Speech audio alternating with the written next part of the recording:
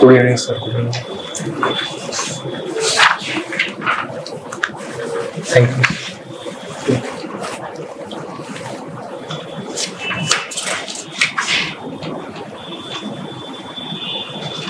तुमचं नाव न सांगता तुमच्याबद्दल माहिती द्या. सर माझं नाव लातूर आहे.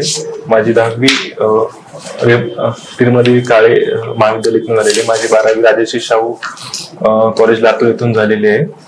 माझं ग्रॅज्युएशन BE मेकॅनिकलमध्ये Sinhgad college of engineering Pune येथून झालेलं आहे. आणि मी सध्या फुल टाइम स्पर्धा परीक्षेची प्रिपरेशन करतो. BE कशात केलं? BE mechanical. काय हॉबी आहे तुमच्या? सर मी वेब सिरीज पाहायला आवडते. मला हॉबी म्हणून असल्या मोकळ्या वेळेमध्ये वेब सिरीज पाहतो. वेब सिरीज कुठली वेब सिरीज मला पाहायला जास्त चांगली वाटली आतापर्यंत? सर मी कॉमेडी वेब सिरीज आहे गुल्लक म्हणून सोनी लाईव्ह वरती. गुल्लक. ओके. अजून कुठली? पंचायत भारी आहे. पंचायत मध्ये काय सांगितलं ऍडमिनिस्ट्रेशन बद्दल? की तुम्ही लोकांचा मॅक्झिमम ऍडमिनिस्ट्रेशन मध्ये यूज करून घ्या. त्यामुळे तुमची जी काही गव्हर्नमेंटची पॉलिसी आहे ती आणखी इफिशियंटली इम्प्लिमेंट होईल. पण त्या गावामध्ये बेसिकली लोकांना माहिती होतं का की पंचायतचं काय काम आहे? तो जो माणूस गेला तर तिथे अपॉइंट होऊन त्याला तिथे गावाप्रमाणे सहन करावं लागलं, त्याप्रमाणे व्हायला लागलं का तो स्वतः तरी गावाला काही चेंज केला?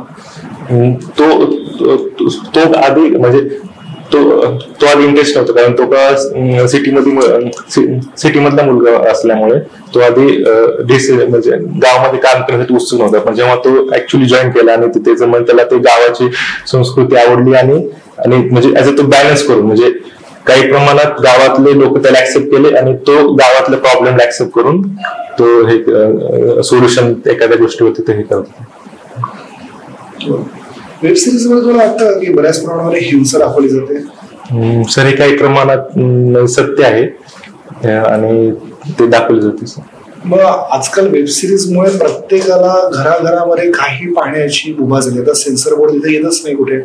तसं तुम्ही बघायला गेलं तर NBSC असो किंवा सेन्सर कडनं जे सर्टिफिकेशन असतो ते मुव्हीजला थिएटरमध्ये मिळायचं, तसं वेब सिरीजला कुठे मिळत नाही. वेब सिरीजला काही दाखवलं जातं. मग असं वाटतं का की वेब सिरीजला कुठल्याही वयाची कुठलीही मुलं काही पाहू शकतात?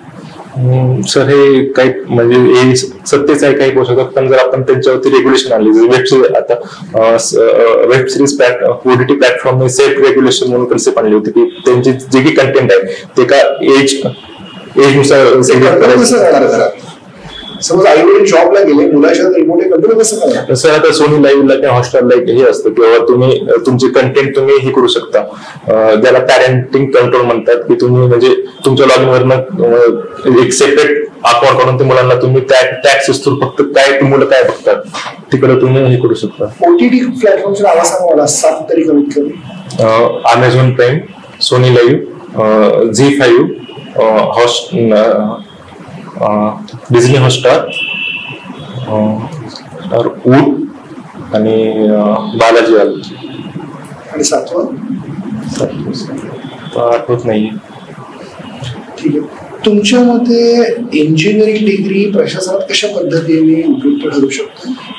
सर इंजिनिअरिंग डिग्री प्रशासनामध्ये म्हणजे असं डायरेक्टली यूज होताना त्याचा जसं की एखादी स्कीम आहे टेक्नॉलॉजी यूज व्हायला, जसं की स्वामित्व स्कीम आहे, जसं की ड्रोन टेक्नॉलॉजीमध्ये आपण मॅपिंग करतो गावात आणि त्यांना प्रॉपर्टी कार्ड डिस्ट्रीब्यूट करतो. त्याच्यामध्ये जे टेक्निकल इश्यू आहेत किंवा जिओ टॅगिंग आहे त्यामध्ये आपण यूज करू तर यूज करू शकतो. म्हणजे ते अंडरस्टँडिंग होण्यासाठी एखादी योजनेचे टेक्निकल पार्ट आहे अंडरस्टँडिंग मला तो इझीच आहे.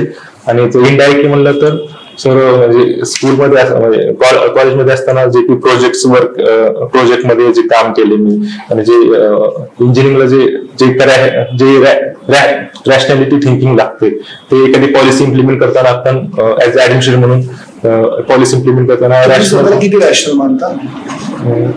नाही सर म्हणजे असं लॉजिकल थिंकिंग याचा अर्थ काय?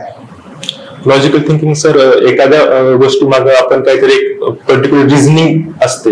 रिझनिंग म्हणजे एखाद्या गोष्टी मागे गुड ऑर बॅड एखाद्या गोष्टी परिणाम काय होणार आहे आपण ते ठरवतो. क्रिटिकल थिंकिंग म्हणजे सर काही म्हणजे ऍज अ म्हणजे शब्द असेच वापरतात, म्हणजे ऍज अ इक्वल मिनिंग म्हणता येईल. इम्प्लिमेंटेशन ऑफ नॉलेज इंजिनिअरिंग मध्ये जास्त प्रमाणामध्ये करावं लागतं असं म्हणतात. तुम्ही कुठलं प्रोजेक्ट केलं लास्ट इयरला? सर आम्ही लहान ट्यूबचा अनालिसिस केलं होतं, ते बॉयलर मध्ये यूज होतं. त्याचं काय झालं पुढे? सर थर्मल अनालिसिस केलं की प्रोजेक्टचं पुढे काय झालं, ते पुढे ऍक्सेप्ट केलं गेलं, त्याच्यावरती काही काम झालं पुढे? सर त्या ऍक्च्युअल यूज मध्ये होतं, फक्त आम्ही त्याच्यावरती थर्मल ट्रेसेस कसे ऍक्ट होतात ते आम्ही हे केलेलं होतं. ओके. कायनेटिक एनर्जी काय असते?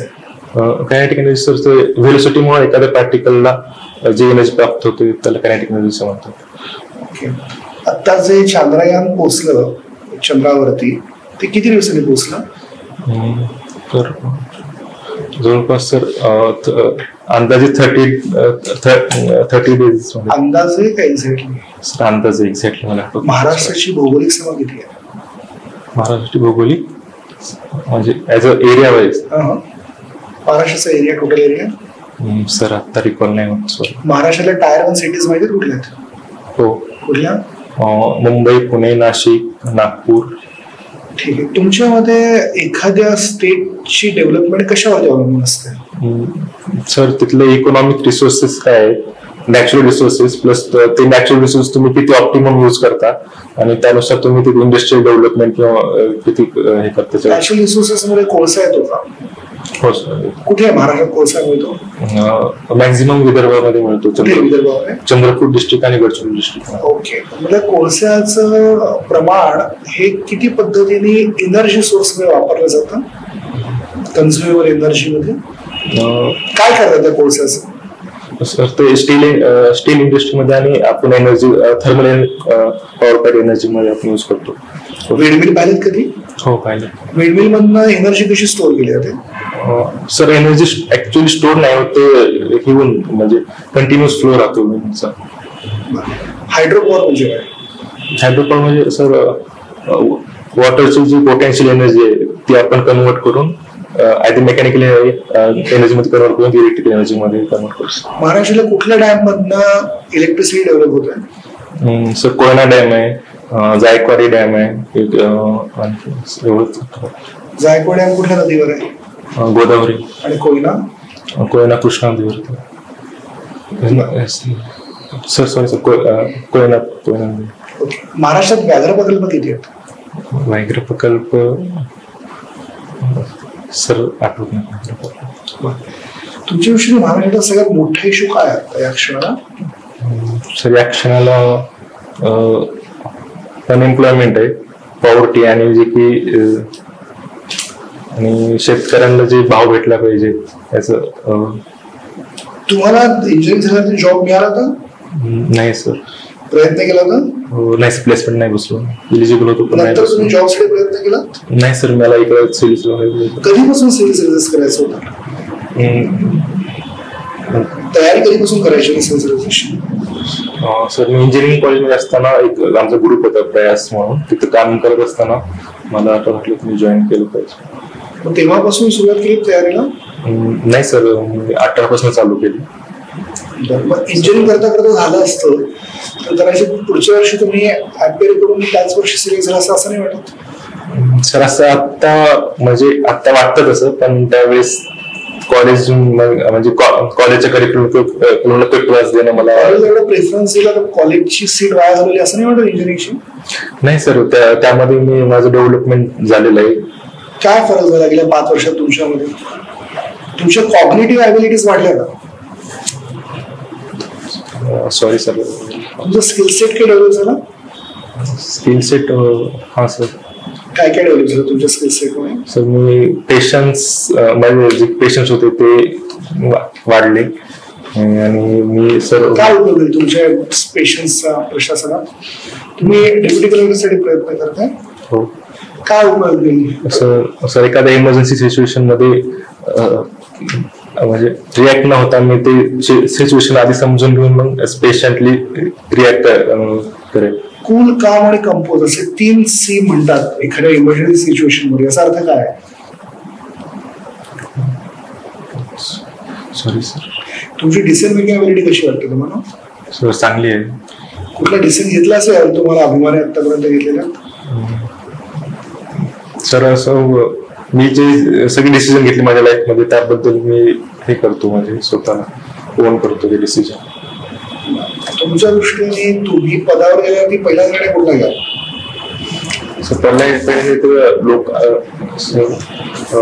लोकांना जे ऍक्सेस आहे, जे की इन्फॉर्मेशन आहे, लोक जे की एखाद्या लोकांना इन्फॉर्मेशन अवेलेबल नसते ते आधी लोकांना इन्फॉर्मेशन अवेलेबल करून इन्फॉर्म सिटीजन करण्याचा प्रयत्न करेल. हा, जनजागृती. आणि म्हणजे त्यांचे राईट्स त्यांना कळले पाहिजेत. त्यांचे जर एखादं हे करायचे राईट्स तुमच्यावरती झाले की तुम्ही आमच्याकडे हे दिलं, गव्हर्नमेंट हे दिलं, काय करा? सर सॉरी सर, त्यांना राईट्स कळले आणि ते तुमच्यावरती झालं की तुम्ही आम्हाला राईट्स सांगितलं, आम्हाला मिळवून पडले, मग काय करा? सर ते गव्हर्नमेंट एजन्सीचं कामच आहे की लोकांचे राईट्स हे करणं, प्रोटेक्ट करणं. महाराष्ट्रातला कुठला मुद्दा गाजतोय सर? सध्या राजकारण आहे सर. राजकारण. मॅडम, प्रगतीसाठी सगळ्यात महत्वाचा बदल हा कशामध्ये लागतो? डेव्हलपमेंट. तुमचे जे स्किल सेट आहे ते तुमचे चांगले पाहिजे. तुमचं नॅचरल रिसोर्सेस चांगले पाहिजे. लोकांचा माइंडसेट हा कशा पद्धतीने बदलता येईल? लोकांचं माइंडसेट लोकांना अवेअर करून, त्यांच्या राईट्स बद्दल अवेअर करून त्यांचं माइंडसेट हे करता येईल, किंवा एखाद्या मूवी थ्रू किंवा हे थ्रू त्यांना ते सांगता येईल माइंडसेट. सगळीकडे हे दोन्ही माध्यम पोहोचू शकतात?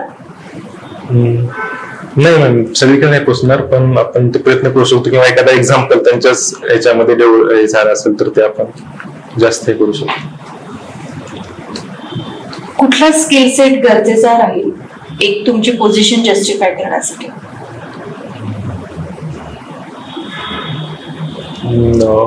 ऑनेस्टी आणि हे कम्युनिकेशन स्किल महत्वाचे आहे. आणि लिडरशिप क्वालिटी. महाराष्ट्र हा कुठल्या 4 विभागात डिवाइड केला जातो? एक कोकण विभाग, विदर्भ, उर्वरित महाराष्ट्र आणि मराठवाडा. आणि 4 विभागांची स्पेशालिटी काय आहे? विदर्भामध्ये नॅचरल रिसोर्सेस खूप आहेत. उर्वरित महाराष्ट्र हा जे की ऍग्रिकल्चर सेक्टर मध्ये चांगला आहे, आणि कोकण मध्ये इंडस्ट्रियल सेक्टर बऱ्या प्रमाणात आहे. तुमच्या स्वतःचे स्ट्रेंथ काय?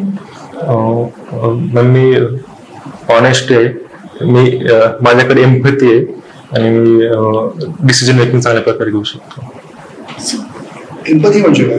एम्पॅथी म्हणजे सर, आपण त्या एका पर्टिक्युलर दुसऱ्याच्या व्यक्तीवर, दुसऱ्याच्या व्यक्तीच्या ठिकाणी म्हणजे राहून ते हे करू शकतो. सिंपथी म्हणजे काय? सिंपथी म्हणजे फक्त आपण त्याला असं कनेक्ट करू शकतो की बाबा हा तुझी म्हणजे हे. एम्पॅथी म्हणजे काय? Empathy sir. एजिपॅथी म्हणजे काय? Sir sorry. लातूरच्या पाण्याचा प्रश्न तुमचा काय म्हणणं? लातूरच्या पाण्याच्या प्रश्नाबद्दल तुमचं काय म्हणणं? सर लातूर सिटीसाठी एक शाश्वत असं स्त्रोत नाही ड्रिंकिंग वॉटरसाठी, जिथं की ते यायला पाहिजे. आणि तिथे अॅन्युअली रेनफॉल खूप कमी पडतो, जवळजवळ 70 to 75 सेंटीमीटर पडतो, आणि तेवढं सफिशियंट आहे. आणि स्टोरेज कॅपॅसिटी सुद्धा जे धरणाला कॅचमेंट एरिया लागतो तो तिथे बऱ्या म्हणजे चांगल्या प्रकारे अवेलेबल आहे. स्टोरेज. जलयुक्त शिवार योजना तुम्हाला माहिती आहे? हो माहिती. ती उपयुक्त आहे का नाही? आहे सर. काही गावामध्ये जिथे की श्री रविशंकर यांच्या थ्रू त्याच्या टाईपने जलयुक्त शिवार राबवली जाते. औसा तालुक्यामध्ये काही गाव आहेत की तिथे चांगल्या प्रमाणात ते झालेलं आहे, जिथे की वॉटर हार्वेस्टिंग हे ते करून ट्रेंच खंड हे करून तिथे पाणी स्टोरेज बऱ्या प्रमाणात हे झालं. कुठे पाहता स्वतः तुम्ही अजून 10 वर्षांनी? तर मी एक चांगला नागरिक म्हणून आता नाही सर. आता आहे, पण आणखी बेटर होण्याचा प्रयत्न करेल. मग आणखी बेटर झाल्यावर सर्व्हिस मध्ये या ना, म्हणजे लोकांना फायदा होईल. काय म्हणत? आणखी बेटर झाल्यावरती सर्व्हिसेस मध्ये या, म्हणजे लोकांना फायदा होईल. नाही सर, बेटरमेंट एक प्रोसेस चालू राहते आयुष्यामध्ये. Okay, thank you. Thank you sir.